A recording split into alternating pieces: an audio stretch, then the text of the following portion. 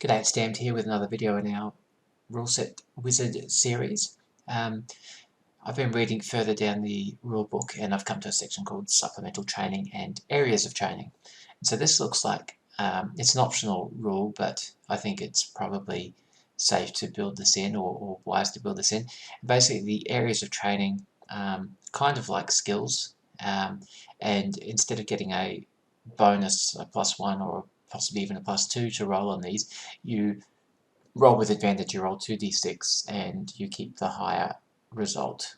Now, what I haven't been able to determine is whether these potentially stack with attributes.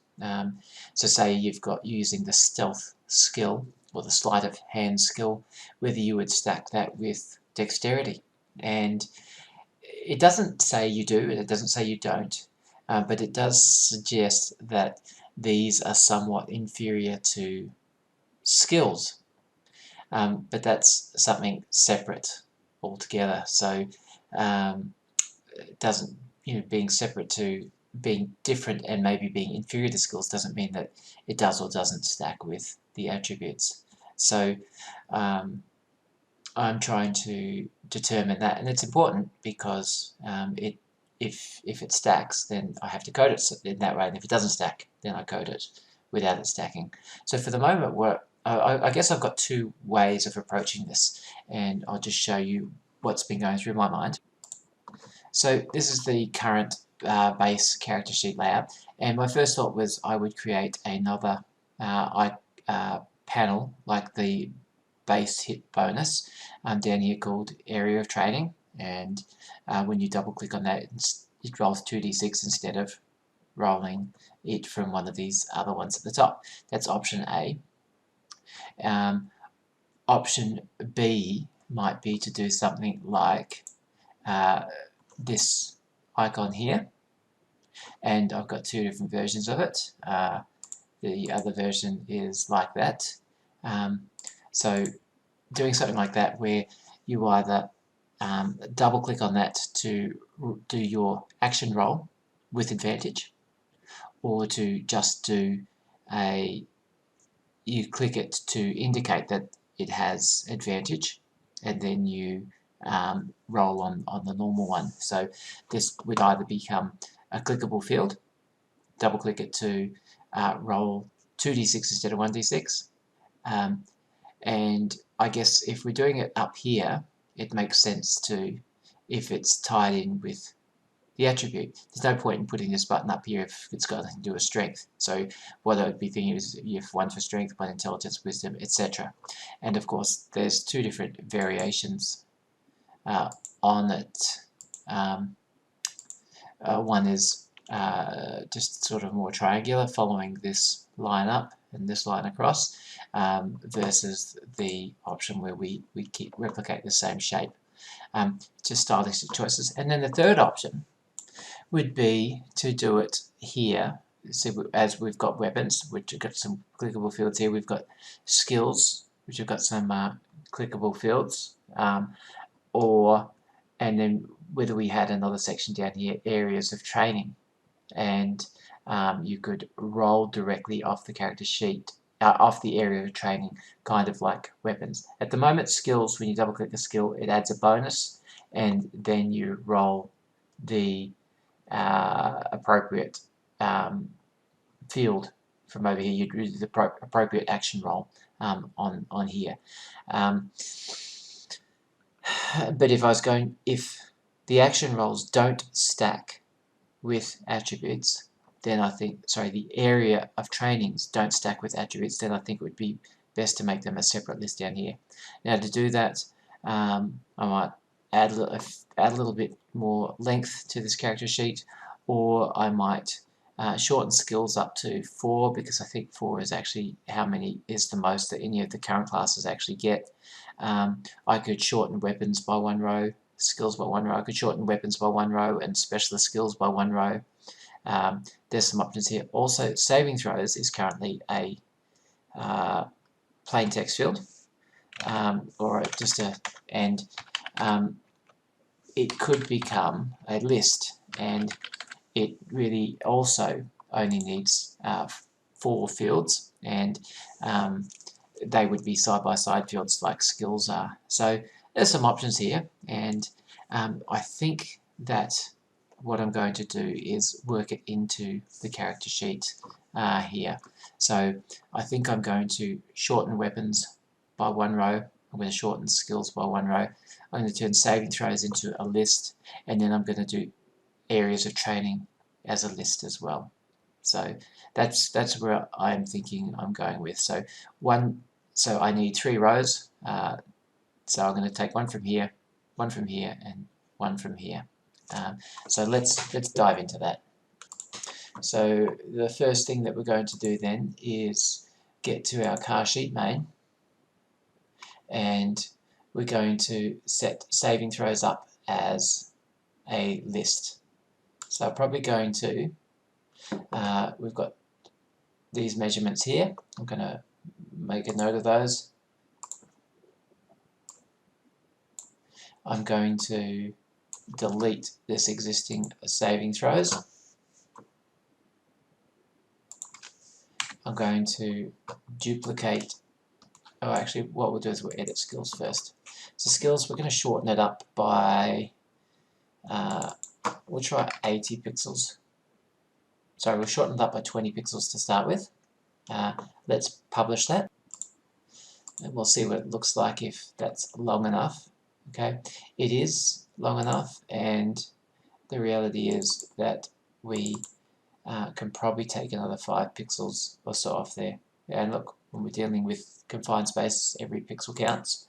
So I'm going to take another 5 pixels off skills, and I'm probably going to, yeah, I'm going to take 5 pixels off skills. Let's see also what we have here with inventory. Let's create a few new weapons.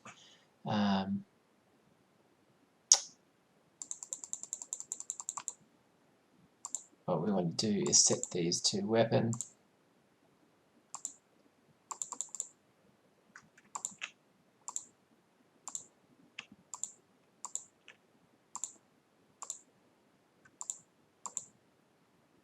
Just so we can see how many fit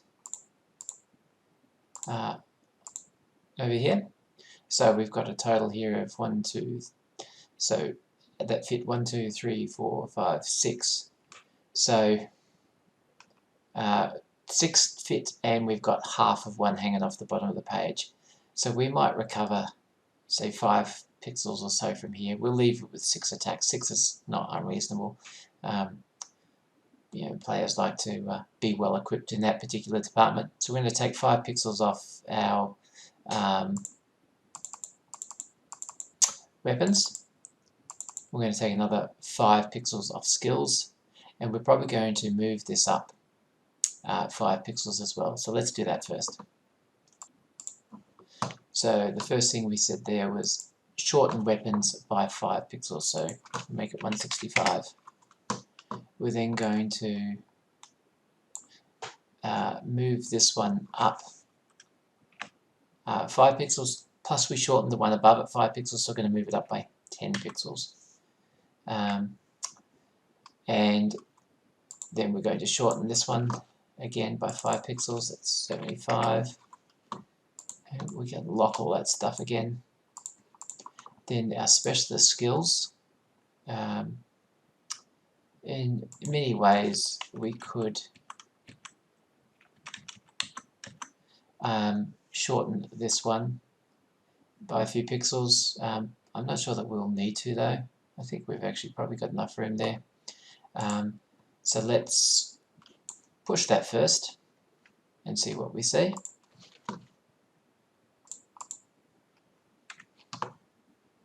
Okay, I don't think that spacing is unreasonable, and that's plenty of room down here for us to get our areas of training in.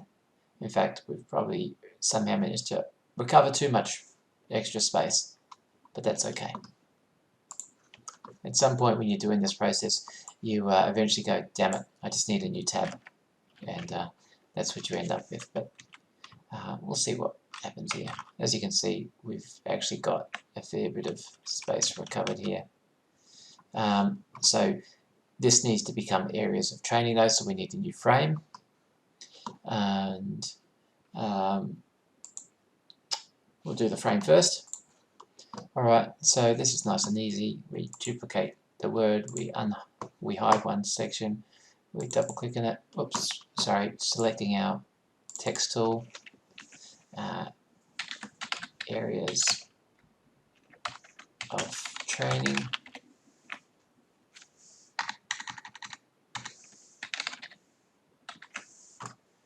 Okay, looks fine. Export that as AOT frame.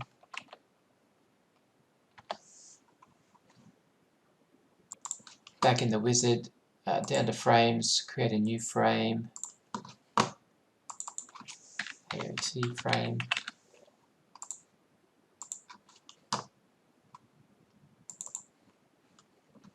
Our offset's going to be fairly long here, try 125, 25, 12, 20. Looks good. Let's close it. Go back in here, change our frame to AOT frame. Now, the offset should be fine, but there's a whole bunch of things here that need to change. So the class name is going to be AOT detail. The drop classes will be AOT. We have to create this. And our data source is going to be called AOT list.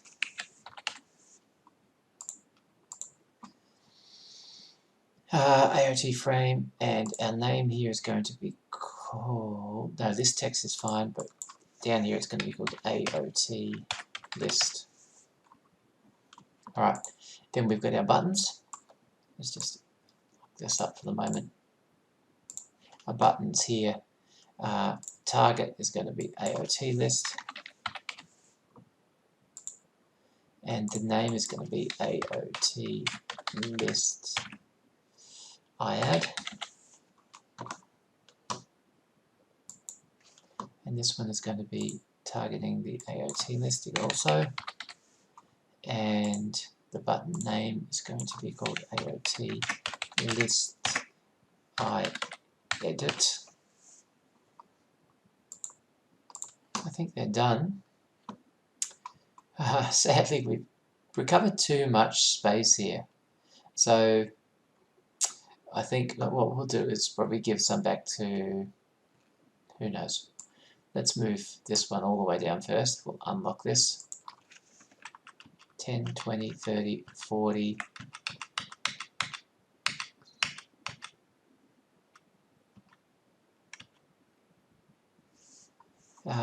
Looks like 48 pixels to get us to the bottom. So let's move this one down 24 and then lengthen it by 24.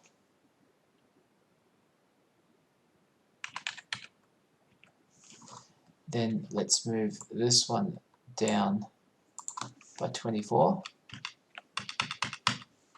and then lengthen this one by 24.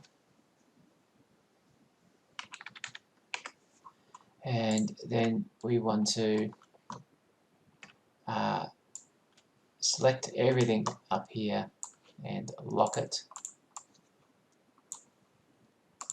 Alright, so before we can access this, we need to create two new classes. So we'll start with skill. We'll create a copy of that one, and we're going to edit this and we're going to call it AOT. We're going to change this to AO, window class name AOT. The name is going to become AOT link. We're going to, we need an extra field in here, which is the modifier. No, we actually don't. The modifier field we only need on the character sheet. So we've got everything we need here. What we also need to do is the lock stuff. Oh, we've got no locking code on here at all yet. Interesting. Okay, let's quickly grab that from our item or our NPC. Where's NPC?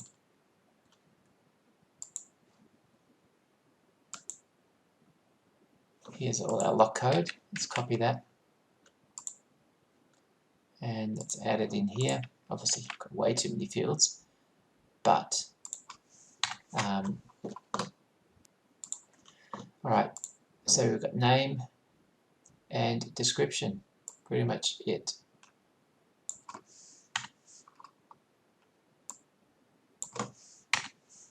Let's copy all this as well, and we'll update skills while we're at it.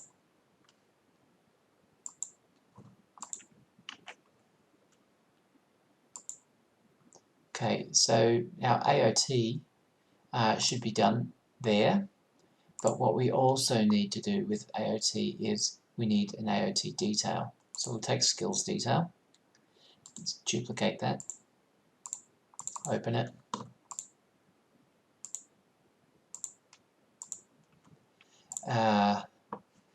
this is called AOT detail.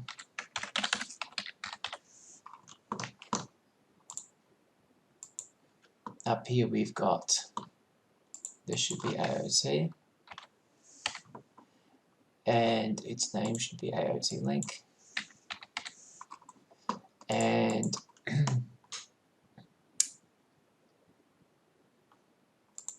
I think we're pretty close to done here. Obviously this field here needs to be clickable to roll. That's our bonus field. It needs to be on double click. So on double click we're going to do a dice roll here instead. So on double click, node skill, this is all good, but instead of doing a modifier stack, and this is all wrong here. So what we're going to do is, don't think we need any of that. What we need is dice roll string is 2d6 keep 1, and that is to roll 2d6 keep the highest one. I'm going to say to use the modifier stack, and we're going to reset the modifier stack. The role description is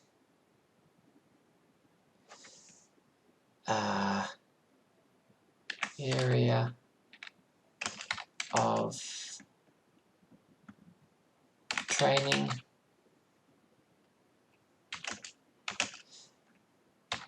name, role type, secret role, targeting type, result handler file. We don't need any of that. Look, I think that's probably, actually we don't need a bonus field. Bonus field is not correct. We actually need a rolling field here. So we need an icon of some sort to make this rollable. Okay, so I've downloaded a D6 graphic, and I've done that from the Noun project where I have a subscription, layer, new layer. Okay, you can download from there with attribution, which means that you've got to attribute the author of the image in your product, and that's perfectly acceptable as well.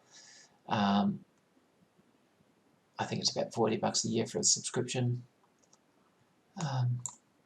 Okay, what happened there was if I delete a layer on a newly imported graphic, it sets the deleted section to the background color. If I whack a new layer on, a transparent layer, and merge it down, then it will keep the transparency, which is what I want. Now I'm going to go image crop to content, then I'm going to resize this image, scale image. Let's see what this looks like at size 20. Hopefully it's not too illegible. Look, I think that's probably going to be okay. It's very close. So anyway, we'll try this file, export as white lies icon red 6.png,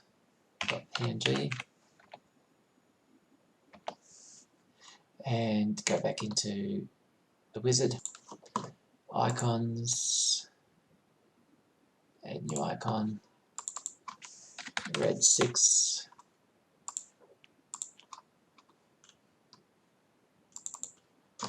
Okay, close that. Now this bonus field, unlock it. Its position is what? 1, 5, 4, and 2. We want to add here another icon. 20, 20, and I've already forgotten what it was. Okay, it looks like I got it right. So the icon control here, we need an icon, red 6, and going to give it a name, and it's going to be AOT role, and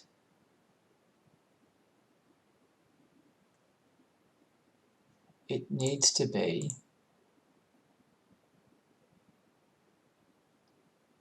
on the other side of the iDelete. Let's lock that. Now I've got to do my dice roll again because I put it on the bonus field, which is gone. Oh, actually, what a mistake, because no, that's correct. Areas of training don't have bonuses.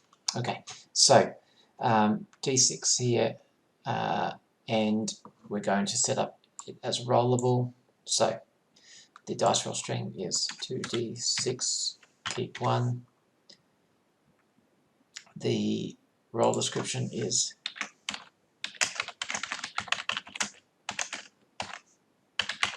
now hopefully the name in the squiggly brackets will pull out the name from this field.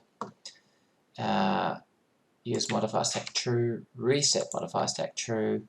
Alright, and we also want these things to appear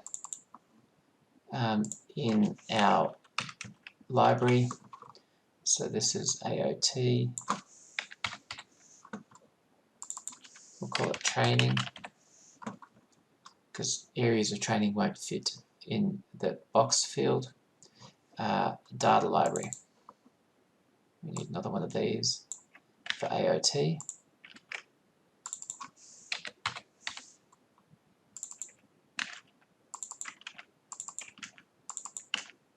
Alright. Skills, AOT, and we've also added NPC and items, but they were both existing in Core RPG already, so they already exist in the menu items. Alright, let's publish this and see how close we get. Table is reloading. Time for the big reveal. Okay, so no errors. This has popped up cleanly. Let's add one in here, and we'll call this one stealth. And we'll roll 2d6. And it's not rolling. So what have I missed there? Let's also just check. Training shows up over here, which is great. We've got a library of training. Let's add another one in here called sleight of hand.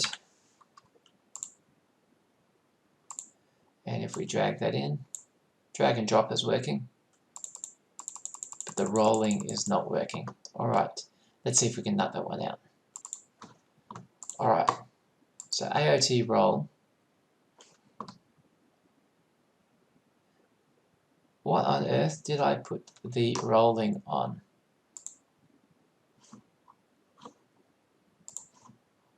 I put it on the iDelete button. How terrible.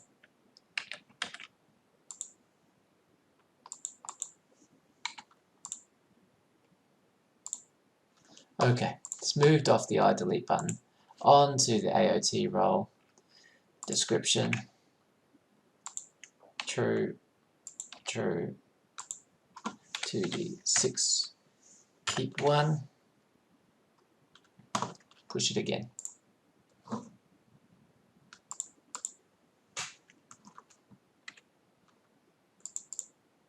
$2d6 should keep the 4. Area training sleight of hand, and it result is a 4. And we'll do stealth. Result is a 5. Okay, perfect. I think that that's pretty damn close to what we need it to be. We could do some other parts in there, some other fancy bits, but we don't. When the GM has to declare what the target number is, there's not too many really nice ways of putting that in. We could have a box on here, a target number, and the player puts the target number in before they do the roll, and then it will report back a success or not. I don't think it's necessary. It's extra work for everyone to do. I'm happy for the GM just to declare the success. So look, that works. This isn't the so that works. That is what we need to do there. I think we've wrapped up that. We've done everything we need to for this particular session. So let's wrap this video up. Thank you, and I look forward to seeing you again soon.